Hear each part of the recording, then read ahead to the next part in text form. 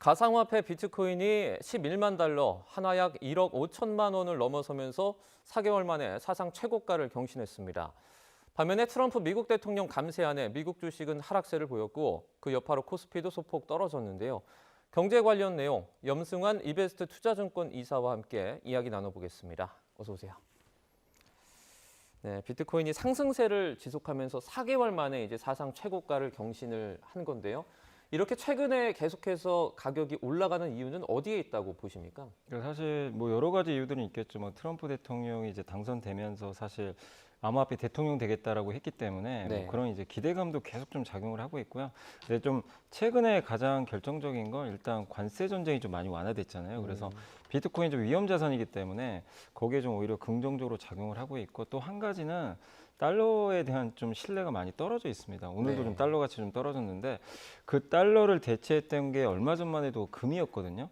근데 이제 금에 대한 수요가 좀 빠지면서 오히려 비트코인이 이걸 또 치고 들어오는 모습들이 좀 나오더라고요. 그래서 달러 자산을 좀 매도하는 이 수요가 결국엔 이제 물론 주식도 있겠지만 최근에 이제 비트코인, 사실 비트코인은 어쨌든 이제 미국 정부의 또 규제도 뭐 계속해서 뭐 긍정적인 방향으로 좀 갈 가능성이 높다 보니까 시장 참가자들이 지금은 결국 비트코인밖에 정답이 없지 않냐 하는 그런 좀 심리도 좀 있었던 것 같아요. 그래서 그런 것들이 좀 어우러지면서 주가가 좀 이제 비트코인 가격이 올라갔고 또 얼마 전에 굉장히 좀 의미 있는 이제 그 하나의 사건이 있었죠. 네. 미국 S&P 500 지수에 이 코인베이스가 편입이 됐거든요. 암호화폐 거래소가 편입됐다는 것도 굉장히 이제 좀 놀라운 사건인데 그만큼 이제 시장이 그 미국에서도 가상화폐를 하나의 정말 진정한 자산으로 인정하기 시작했다라는 그런 또 증거기 때문에 이런 것들이 좀 복합적으로 작용해서 사상 최고가를 경신했다라고 생각을 하고 있습니다. 네, 이제 가상화폐를 비판해왔던 그 제이미 다이먼 JP 모건 체이스 CEO가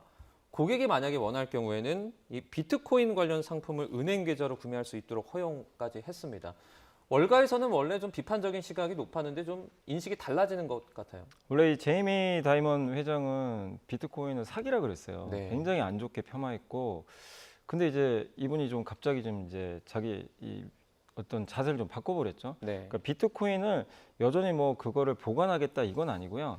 고객들이 지금 많이들 하니까 그거를 이제 JP 모건에서 좀 어떻게 보면 이제 서비스를 제공해서 매매 편의성을 좀 제공해보겠다 이런 의도로 좀 보시면 좋을 것 같고 그러니까 결국 다이먼 CEO도 여전히 아직까지 그의 인터뷰를 보면 비트코인을 옹호하는 입장은 아닙니다. 근데 지금 대세 자체가 이젠 비트코인을 무시할 수 없는 상황이 돼버렸거든요. 그래서 JP모건 고객들도 워낙 좀 많은 상황에서 요구가 아마 빗발치지 않았을까. 그래서 그런 것들을 감안해서 일단 좀 중개하는 아마 그런 서비스를 좀 내놓으려고 하는 것 같아요. 그래서 결국 이런 이제 뭐 되게 큰 투자 은행마저도 비트코인에 대해서 이제 인정하는 듯한 이런 이제 얘기들이 나오고 있기 때문에 네. 이런 부분도 사실은 좀 비트코인 가격에 좀 긍정적으로 작용을 하고 있는 것 같습니다. 미국 상원이 스테이블 코인 법안을 통과시켰는데 먼저 이 스테이블 코인이 어떤 건지 설명을 먼저 좀 부탁드릴게요. 그러니까 스테이블 코인은 뭐냐면 이제 스테이블 코인을 누군가 발행을 할 거 아니에요. 발행 주체가 있잖아요. 네네. 근데 스테이블은 이제 우리가 우리나라 말로 번역을 하면 고정된다는 거죠. 그래서 옛날에 아마 그 달러를 1달러를 예를 들면 이제 금 뭐 이런 예를 드는 겁니다. 이론수에 좀 고정한다. 그래서 옛날에 그 달러 뭐 근본이제 아마 이렇게 뭐 공부하신 분들도 계실 텐데 네. 지금은 달러가 금에 연동되는 건 아니잖아요. 근데 이 스테이블은 뭐냐면 코인을 하나 딱 발행을 하잖아요. 달러에 바로 연동을 시킵니다. 그럼 달러 값이 올라가면 코인 값도 올라갑니까? 이게 같이 가격을 맞춰줘야 돼요. 그러니까 예를 들면 스테이블 코인이 이제 1달러에 이렇게 맞춰져 있는데 네네. 스테이블 코인 가격이 떨어질 수 있잖아요. 네. 그럼 이걸 올려줘야 됩니다. 1달러에 맞춰줘야 돼요. 네. 그러니까 1대1로 반드시 거래가 될 수 있게 이걸 맞춰줍니다. 그래서 스테이블 코인을 하나를 발행하잖아요. 그럼 달러 자산을 하나 사야 돼요. 거기에 맞는 뭐 그게 1달러일 수도 있고 아니면 국채일 수도 있고. 근데 이제 법이 이번에 이제 상원에서 결국 이제 법안 통과 지금 이제 표결은 좀 들어가겠지만 네. 이걸 이제 합법화하는 이제 법안이 좀 나오긴 했는데 네. 어쨌든 이제 이 달러에 대한 수요가 그러면 사실 좀 늘 가능성이 높겠죠. 네. 왜냐하면 스테이블 코인을 앞으로 많이 발행하면 그만큼 달러를 사야 돼요. 발행하면 하는 만큼 달러 수요가 늘게 되기 때문에 그래서 스테이블 코인은 어쨌든 달러랑 연동되는 코인이다. 가격 자체가 이렇게 좀 생각하시면 좋을 것 같습니다. 그러면 미국에서 이제 최초의 뭐 스테이블 코인 관련해서 규제 법안을 만들게 되는데 이 이슈는 전체적인 코인 시장에 뭐 긍정적으로 작용한다고 볼 수 있을까요? 네, 완전 이제 법제화를 해버리는 거기 때문에 이제 제도권으로 편입을 하게 되는 거예요. 어떻게 네. 보면 디지털 달러라고 좀 봐야 되는 표현이 좀 맞을 수도 있을 것 같아요. 그래서 결국 이 스테이블 코인 자체가 어쨌든 이제 하나를 발행하면 아까 말씀드린 대로 달러 자산을 하나를 편입을 해야 되기 때문에 네. 반드시 그래서 근데 그거를 이제 법적으로 사실 이런 부분도 좀 조심스러울 수 있는 게 누군가 또 사기를 칠 수도 있는 거거든요. 네네. 근데 이제 이런 거를 완전히 법제화 해버리면 그런 것들을 이제 사전에 차단할 수 있기 때문에 굉장히 이제 비트코인이나 이런 암호화폐에 투자하신 분들 입장에서는 긍정적인 방향으로 보시면 되겠고 아직 상원을 통과한 건 아니고요. 상원 표결에 앞서서 일단 이제 그 법안이 좀 가결이 됐고 표결 들어간 다음에 순서는 그 다음에 하원 표결 들어가고요. 마지막에 이제 대통령이 이제 결재를 하게 됩니다. 네. 그렇게 되면 이제 스테이블 코인 법안이 실제로 이제 발효가 된다라고 생각하시면 좋겠습니다. 이 비트코인 가격이 계속 상승하다 보니까 뭐 조만간 2억을 돌파할 수도 있다. 이런 전망도 나오는데 이건 좀 어떻게 바라보세요? 네, 그러니까 이게 터미널 프라이스라고 있는데 이제 비트코인 거래하시는 분들의 모든 뭐 이런 거래 내역들 있잖아요. 뭐 자금 송금이나 이런 것들을 분석을 해서 그걸 이제 지표한 걸 이제 우리가 보통 터미널 프라이스라고 하는데 네. 이 지표가 2년 전에 10만 달러 돌파할 거라고 이제 지표가 예상이 좀 나왔었거든요. 근데 돌파를 해버렸잖아요, 사실. 네. 근데 이 지표가 또 최근에 이제 그 예측한 수치로는 올해 20만 달러를 돌파할 가능성이 높다. 그러니까 다음 사이클 고점을 21만 5천 달러로 제시를 했습니다. 네. 그러니까 이제 여기가 예전에 이걸 또 맞췄다 보니까 시장 참가자분들 입장에서는 이번에 그러면 진짜 20만 달러 넘어가는 거 아닌가?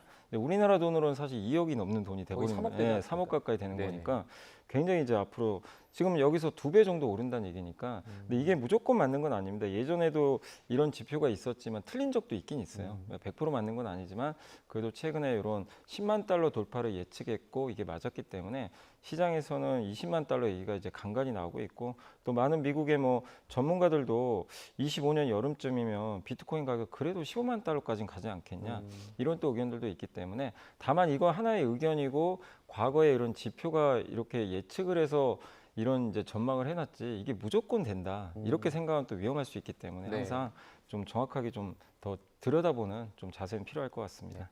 저희가 전체 코인을 조금 구분을 하자면 먼저 비트코인이 있고 나머지 모든 코인을 알트코인이라고 네. 하잖아요. 그런데 비트코인이 알트코인, 그러니까 알트코인이 비트코인에 비해서 좀 상승세는 좀 힘을 받지 못하는 것 같거든요. 이건 이유가 있나요? 그러니까 이제 말씀해 주신 대로 알트코인은 비트코인 제외한 건데 네네. 그래서 지표가 하나 있어요. 알트코인 대비 비트코인의 이제 비중이라고 하는데 네. 이걸 비트코인 도미넌스라고 합니다. 도미넌스가 지배한다는 거잖아요. 네. 그러니까 이게 높으면 높을수록 이 지표 수치가 높으면 비트코인 비중이 그만큼 높아진다는 얘기예요. 그러니까 전체 코인에서 비트코인이 얼마나 차지하냐. 근데 지금 몇 퍼센트냐면 63%예요. 이게 보통 한 50%에서 움직였는데 네. 최근에 60선까지 올라갔어요. 그랬다는 얘기는 뭐죠? 다른 거 알트코인은 지금 못 가고 있고 비트코인 혼자 지금 독주한다는 얘기랑 똑같은 얘기거든요. 네네. 그러니까 그만큼 지금 비트코인으로 지금 쏠림 현상이 되게 심한데 결국 이거는 사실 어느 자산이나 비슷한데 시장 참가자들이 뭔가 좀 불안하거나 지금 뭐 사실 미국 경제도 그렇고 미국 달러 자산도 불안해 보이잖아요. 근데 그 돈을 빼가지고 어디다가는 지금 투자를 하고 있거든요. 근데 암호화폐 시장을 봤을 때 가장 똘똘한 건 비트코인이죠. 누구나 아는 비트코인이기 때문에 일단은 비트코인이 암호화폐의 대장이잖아요. 여기로 일단 먼저 집중되는 것 같아요. 그러니까 항상 먼저 이렇게 어떤 시장이 성장할 때는 그 가장 이제 우선순위에 있는 것부터 사게 되거든요. 네. 그래서 비트코인 이제 어느 정도 상승을 하고 나면 그 후에는 아마 알트코인 쪽으로도 이제 좀 분산되는 효과가 나올 수 있는데 근데 아직까지는 비트코인 도미넌스 현상이 계속 또 아직은 현재 이어지고 있다라고 네. 보시면 되겠습니다. 이번엔 미국 증시도 저희가 좀 살펴보겠습니다. 미국 재무부의 그 국채 경매 부진 여파 때문에 채권 시장 매도세가 이제 거세지면서 뉴욕 증시가 하락 마감을 했거든요. S&P 500 지수에 포함된 종목 중에 거의 한 9할 이상이 하락했다고 하더라고요. 네, 맞습니다. 이제 가장 큰 건 금리 부담 때문인데 이제 주가랑 금리는 좀 반대로 간다고 많이들 아마 알고 계실 거예요. 네. 이 금리가 자꾸 올라가면 주식시장의 이제 가치가 좀 떨어질 수밖에 없기 때문에 최근에 미국의 그 30년물 국채 금리가 5%를 상회할 정도로 굉장히 높거든요. 그래서 이런 이제 금리 부담이 결국 미국 빅테크들의 어떤 이제 주가에 좀 부정적으로 작용했고 또 최근에 관세 이제 협상이 좀 시작이 됐는데 관세 이슈로 이제 주가 지수가 4월 2일 날 저점 찍고 S&P 500 지수도 그렇고 많이 올랐잖아요, 단기간에. 근데 차익 실현을 좀 하고 싶은 욕구가 좀 있었거든요. 그 상황에서 이런 금리라든가 또 최근에 지금 트럼프 감세 법안도 좀 통과가 지금 약간 좀 난항을 겪고 있는 것 같아요. 이런 정치권의 불확실성 이것까지 좀 겹치면서 미국 증시에서 일단 좀 쉬어가자는 그런 분위기로 바뀌면서 미국 증시가 좀 하락했다라고 보고 있습니다. 지금 트럼프 대통령이랑 그 공화당이 감세안을 추진 중에 있는데 이와 관련해서 이제 국채 발행이 좀 늘어나면서 국채 금리도 더 치솟을 거다라는 우려가 더 커지고 있습니다. 추가로 어떻게 보면 증시, 미국 주식이 더 떨어질 가능성도 남아 있다고 봐야겠죠. 금리가 자꾸 오르면요, 이게 그 주식시장에는 당연히 압박을 가할 수밖에 없고요. 네. 과거에도 지금 현재 이제 미국을 대표하는 금리가 10년물 국채 금리거든요. 네.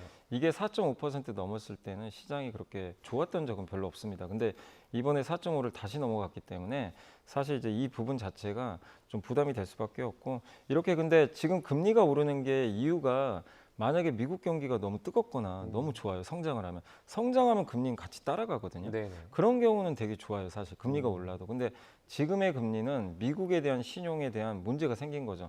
무디스가 신용등급 강등했잖아요. 네. 그 이유가 빚이 너무 많다.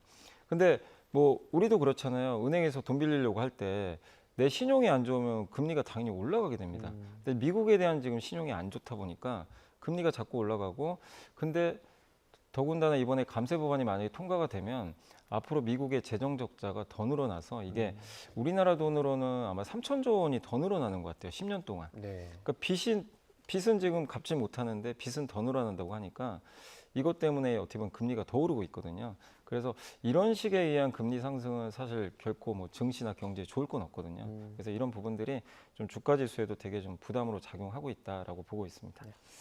트럼프 행정부 2기 들어서 이제 관세 전쟁이 좀 발발하니까 이 기업들의 부담도 이제 좀 그 수면 위로 드러나고 있는 부분들이 있는데, 뭐 예컨대 미국 대형 그 소매업체 타깃 같은 경우에는 1분기 실적이 또 좋지 않았어요.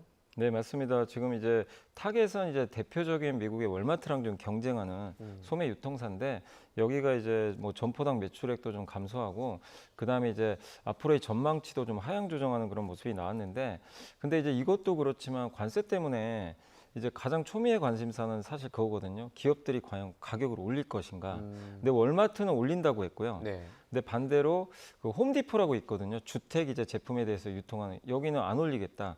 이렇게 했는데 이 나이키는 또 올린다고 해버렸습니다. 나이키 같은 경우는 그 신발 가격대에 따라 다르겠지만 일부 제품은 올리겠다고 했는데, 타겟 같은 경우는 모르겠다고 또 해버렸어요. 올릴지 안 올릴지 그냥 멘트를 안 해버렸거든요. 네.